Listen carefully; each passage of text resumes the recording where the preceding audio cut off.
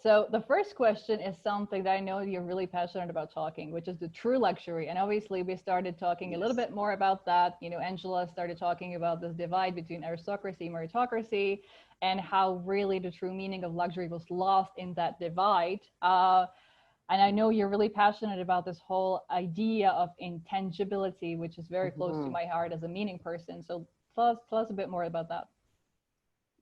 Okay, so first of all, thank you very much for inviting me for this session.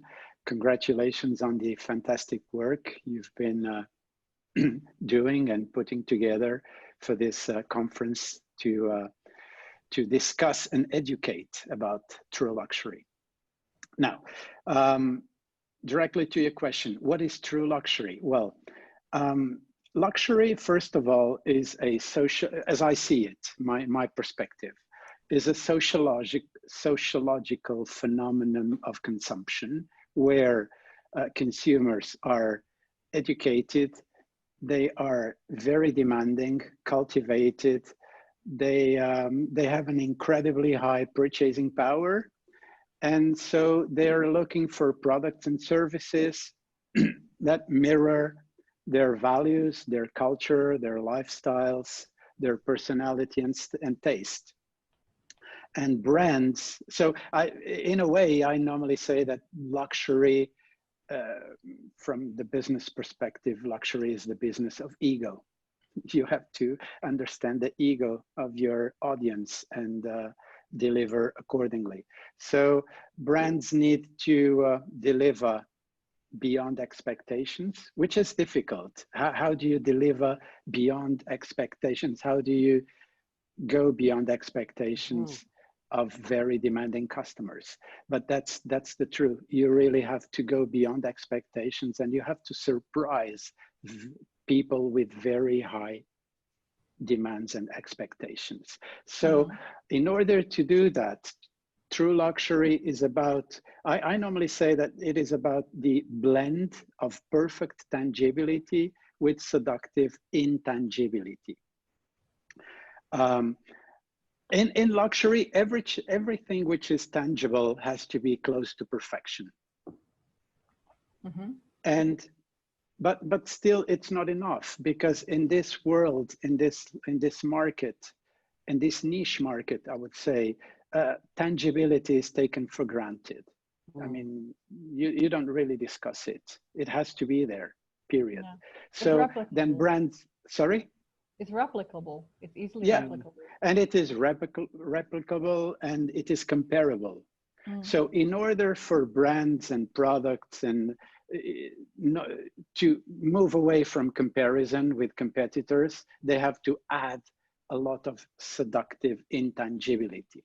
I'm talking about association with art, culture, education, behavior, mystery, intellect, sophisticated lifestyles, be it very formal, conservative, classical, Ascot lifestyle, or refined, elegant, tasteful, yet relaxed Capri, La Dolce Vita lifestyle.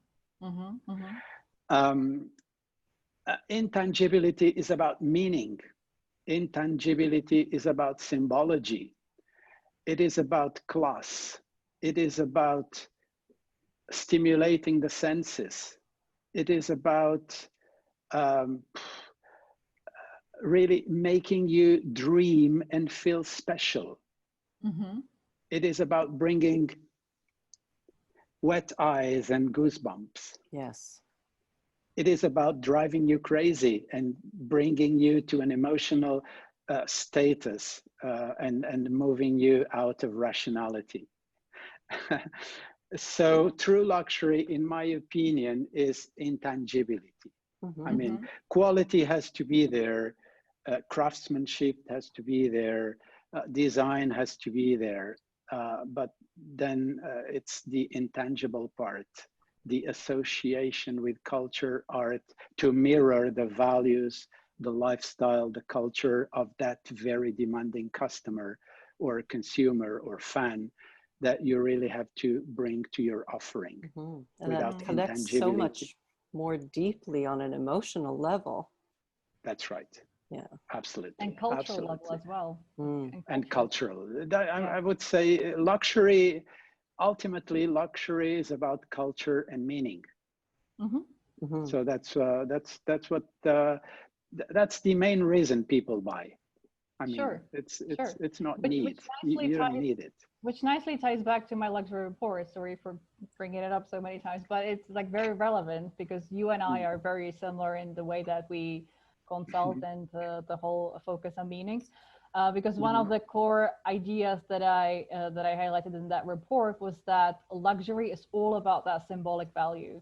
It's actually the entire, almost the entire brand equity of a luxury brand is consisted purely from the excess of symbolic value that towers like high over the functional value of the product, which is in a very complex way saying something that you said very simply, which is that customers take that tangible part for granted, whereas the intangibility is not comparable anymore, it's unique. And that is exactly what it is. And that's what makes them dream.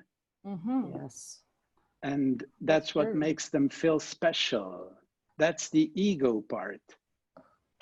But it's not just ego, it's also that fine it's the feelings and the emotional sort of yearning for something. Because I remember that when we were doing uplifting too. Prepping for the call, you said something about being going completely crazy for a pair of Ferragamo shoes. I remember that quite distinctly. You were like almost like salivating over the pair of shoes, and you're so bummed out that it sold out. You know, so it's just if a product can get you to that state of like pure desire, it must be luxury. And you see, I'm not a typical luxury consumer. I'm middle class. I'm a technician. I did a master in luxury brand management in Madrid, in one of the best Financial Times ranked business schools. So I'm a technician. I work backstage with the management of brands to help them think their strategies. So normally I am not that, I'm very rational, but sometimes it happens. I saw that those, on the internet, I've seen that pair of Ferragamo shoes, and I literally went crazy. I mean, they were so beautiful that they really took all the rationality in me. And I was going to buy them, believe me. If they were not sold out, I would buy them. So that's the power of design and beauty, which is a very important ingredient in luxury. But and not to mention their quality, which they last for years and years. I'm still in love with my Ferragamos, and they barely look like they've been worn. They're so, but anyway, yes, digressing. But that's, true luxury is basically it. Perfect tangibility with seductive intangibility. That's basically it.